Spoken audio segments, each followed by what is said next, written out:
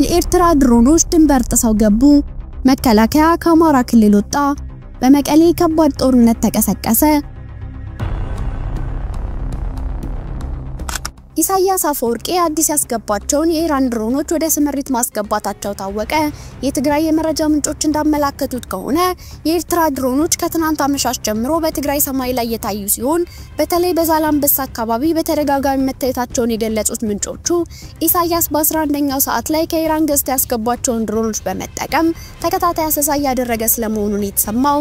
ጉዳዩን በዝርዝር እናስደምጣቸዋለን።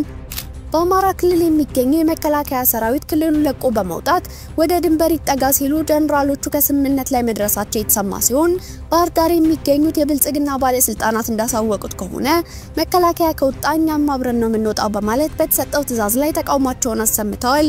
ይህም ሌላኛው አበይት ጉዳያችን ነው። በሌላ ዜና ጦሩ ድንበር ጥሶ ገባ። መቀሌ ክፉኛ ታመሰች። እነ ጀነራል ምግበይ ያለበት ድረስ ሄደን እስከ መጨረሻው እናጠፋዋለን ያሉት የህወሓት ኃይል በአቋራጭ ትግራይ ጥሶ መግባቱ ሲሰማ ጀነራሉ አፋር ሙሉ በሙሉ ለቀን ትግራይ ገብተናል ሲሉ ማውጀዋል። ጦሩ የረጅም ርቀት ተወንጫፊ ሮኬቶችን ጨምሮ በርካታ ዘመናዊ መሳሪያዎችን የታጠቀ ሲሆን የአሁኑ ግስጋሴው እነ ደብረጽዮን በከባዱ ማስደንገጡ እየተነገረ ይገኛል። ዝርዝሩን ይዘናል፣ ታደምጡታላችሁ። ሰላም ውድ ቤተሰቦች እንደምን አላችሁ? የዜና ላፍታ ነው። ቪዲዮውን ላይክ በማድረግ ይጀምሩ እያልን ወደ ዝርዝር ዜናዎቹ እንለፍ። የኤርትራ ድሮኖች ድንበር ጥሰው ገቡ። ወደብ ያስፈልገኛልና ግዛታዊ አንድነቴን አላስደፍርም በሚል ከባድ ውጥረት ውስጥ የሚገኙት ኤርትራና ኢትዮጵያ የቀጠናውን ከባድ ውጊያ ሊገቡበት ያሟሟቁ ነው እየተባለ ባለበት ወቅት ከወደ ሰሜናዊ ትግራይ ጫፍ አካባቢ እየተሰሙ ያሉ መረጃዎች የጦርነቱን ኃይል አይቀሬነት አመላካች ተደርገው ተወስደዋል። የትግራይ የመረጃ ምንጮች እንዳመላከቱት ከሆነ የኤርትራ ድሮኖች ከትናንት አመሻሽ ጀምሮ በትግራይ ሰማይ ላይ የታዩ ሲሆን በተለይ በዛላምበሳ አካባቢ በተደጋጋሚ መታየታቸውን የገለጹት ምንጮች ጉዳዩ እንደሚሉት ከሆነ ማየር ኃይሉ በ11ኛው ሰዓት ላይ ከኢራን ተገዝተው አዲስ የገቡ ድሮኖችን በመጠቀም ተከታታይ አሰሳ ያደረገ ስለመሆኑ ነው የተሰማው። ይህንኑ የኤርትራ የጦር ድሮኖች በተደጋጋሚ ወደ ኢትዮጵያ ሰማይ መታየታቸውን ተከትሎ ፊልድ ማርሻል ብርሃኑ ጁላ በአየር ኃይል በኩል ለኤርትራቻቸው ከባድ ማስጠንቀቂያ መላካቸው የተነገረ ሲሆን የድሮኖቹ እንቅስቃሴ እየተከታተለ መሆኑን የጠቀሰው አየር ኃይሉ ይሄ የድፍረት ድርጊት በድጋሚ የሚፈጸም ከሆነ እንደማይታገስና ከዚህ በኋላ አንድ ስንዝር አልፎ ኢትዮጵያ አየር ክልል ውስጥ የሚገቡ ከሆነ ያለምንም ማስጠንቀቂያ በሚሳኤል መጥቶ እንደሚጥል ማሳሰቡን የተነገረው። ከዚህ መረጃ ጋር ተያይዞም ኢትዮጵያ ህወሓትና ሻዕቢያን አደብ ለማስገዛት የገዛቻቸው መሳሪያዎች መረከቧ የተሰማ ሲሆን በአውሮፕላንና በመርከብ የገቡ እነዚህ መሳሪያዎች ድሬዳዋ መድረሳቸውን የተነገረው።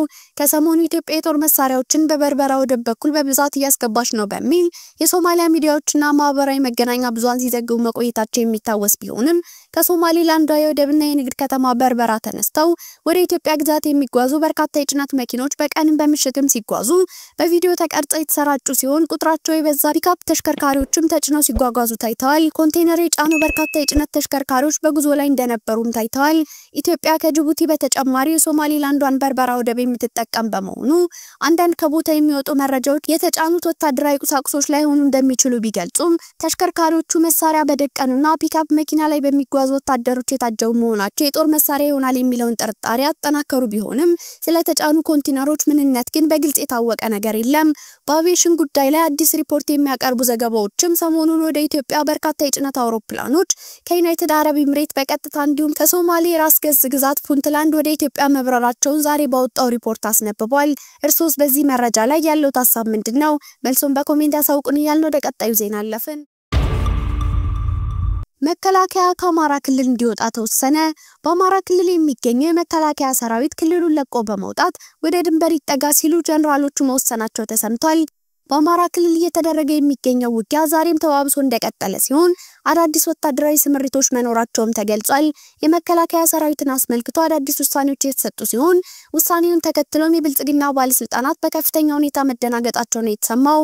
ባህር ዳር የሚገኙ ባለስልጣናት እንዳሳወቁት ከሆነም መከላከያ ከወጣኛም አብረን ነው የምንወጣው በማለት በተሰጠው ትዕዛዝ ላይ ተቃውሟቸውን አሰምተዋል።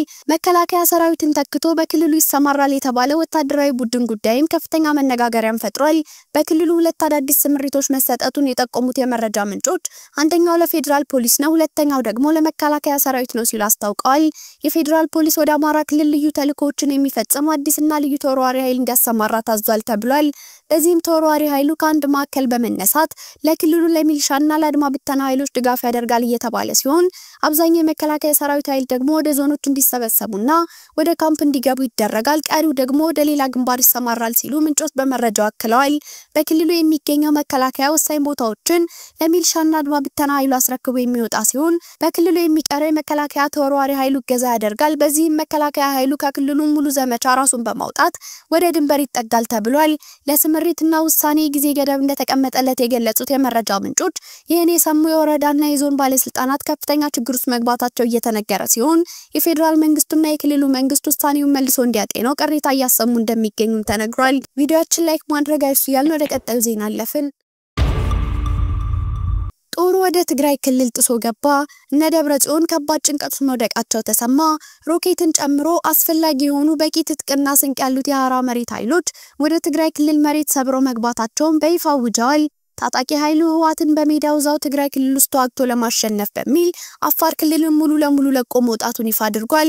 ወደ አፋር ገስግሶ ትንኮሳ የፈጸመው የህወሓት አርሚን የመሩት ጀነራል ጦርነቱ አሁን ላይ ቆሟል የሚል አስተያየት ሲሰጡ ቢደመጡም ህወሓትን ታግዬ እጥላለሁ ያለው ኃይል በሌላኛው አቅጣጫ ደግሞ አሁን ገና ጦርነቱ በይፋ ጀመርን የሚል አስተያየት ሰጥተዋል። ጦርነቱን በማስመልከት የሐራ መሬትና የቲዲኤፍ አዛዦች እርስ በርስ የሚጣረሱ አስተያየቶችን እየሰጡ ነው። የቲዲኤፍ ወይም የሐራ መሬት ዋና አዛዥ የሆኑት ብርጋዴር ጀነራል ገብረ እግዚአብሔር በየነ እንደገለጹት ከሆነ በአፋር ክልል ውስጥ ተፈጸመ ስለተባለ የድሮን ጥቃት በማህበራዊ ሚዲያ ከመስማታቸው በስተቀር የማውቀው ነገር የለም ብለዋል። በመግለጫቸውም አሁን ትግራይ ክልል ዘልቀን በመግባታችን በአፋር ክልል ስላለው ሁኔታ ምንም መረጃ የለኝም በማለት ጦራቸው አፋር ክልል ለቆ በትግራይ ክልል ውስጥ አዲስ ነፃ መሬት እየተቆጣጠረ መሆኑን ገልጸዋል። ተቀናቃኛቸው የቲዲኤፍ ኃይሎች ወደ አፋር ክልል ገብተው በከባድ መሳሪያ የታገዘ ተኩስ ከፍተው ነበር ስለሚባለው ጉዳይ የተጠየቁት ወዲያን ጥሩ ሲመልሱ የቲዲኤፍ ታጣቂዎች ወደ አፋር ክልል ሲገቡ እኛ ወደ ትግራይ ውስጥ ዘልቀን ገብተናል ያሉ ሲሆን ምክንያቱም ሲያብራሩም ውጊያው በአፋር ክልል ውስጥ እንዲሆን ስላልፈለግን ነው በማለት አስረድተዋል። ትግራይ ክልል ዘልቃቸው የገባችሁት በየትኛው የትግራይ ክፍል ነው ተብሎ የተጠየቁት ወዲያን ጥሩ እሱ ወታደራዊ ሚስጥር ነው የሚል አጭር መልስም ሰጥተዋል። በአፋር ክልል ውስጥ የቲዲኤፍ አባላት ተኩስ መክፈታቸው ከመስማታቸው በስተቀር ሌላ መረጃ እንደሌላቸው ማስታውቀዋል። እርሳቸው ሲናገሩ ታደሰ ወረደ ወደ ራያ በሄደበት ወቅት ግጭት እንደነበር አውቃለሁ። በወቅቱ የኛ ኃይሎች አፋር ድንበር አቅራቢያ ነበሩ።